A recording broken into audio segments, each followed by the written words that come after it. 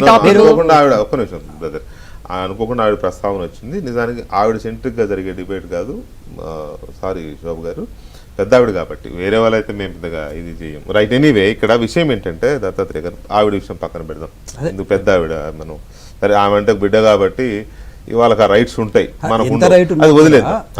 ఒక వర్డ్ చేస్తాను, ఏమంటున్నా నా రిక్వెస్ట్ నేను ఏమనట్లేదు. రమ్యాక్క గారికి ఏదైనా వ్యక్తిగతంగా ఉంటే ముందేది మాట్లాడాలి వెనకేది మాట్లాడేటువంటి తెలిసిన వ్యక్తి అని నేను అనుకుంటున్నా.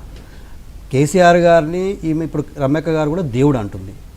ఈమెనే ఇప్పుడు కొత్తగా శోభమ్మ గారిని తీసుకొచ్చి నేను దేవుడు అనలేదు, కవిత దేవుడు అన్నది. ఫస్ట్ మీరు బీఆర్ఎస్ వాళ్ళు అసలు తెలంగాణ మహిళలకు మర్యాద ఇవ్వడం ఫస్ట్ నేర్చుకోండి. ఈమె ఏంటి, ఈమె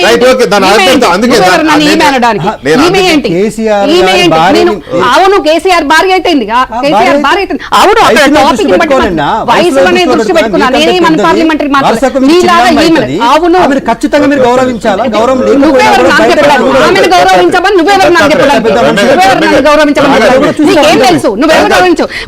వెంకటకృష్ణ గారు ప్లీజ్ నన్ను ఒక పాయింట్ చెప్పండి.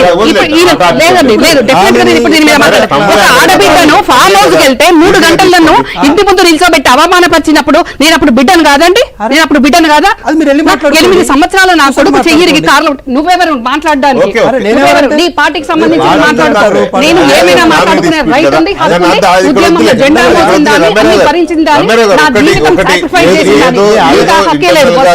ఇంటర్నల్ గా ఏదో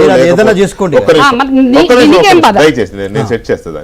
ఇంటర్నల్ గా ఏదో లేకపోతే అంత సొంత కేసీఆర్ గారి సొంత అన్నబిడ్డ కాంగ్రెస్ పార్టీలో ఎందుకుంటే ఏదో ఉండి, అది వదిలేద్దాం, దాన్ని అంతటితో వదిలేద్దాం. ఇక్కడ నా పాయింట్ ఏంటంటే ఈ ప్రెస్ మీట్లో కానీ ఇవి కానీ ఇవన్నీ చూసిన తర్వాత కవిత గారు ఇక మీదట పనిచేయబోయేది తన కోసం కాదు, కేసీఆర్ గారి కోసం అనేది అర్థమవుతున్నట్టేనా? కేసీఆర్ గారి కోసమేనా?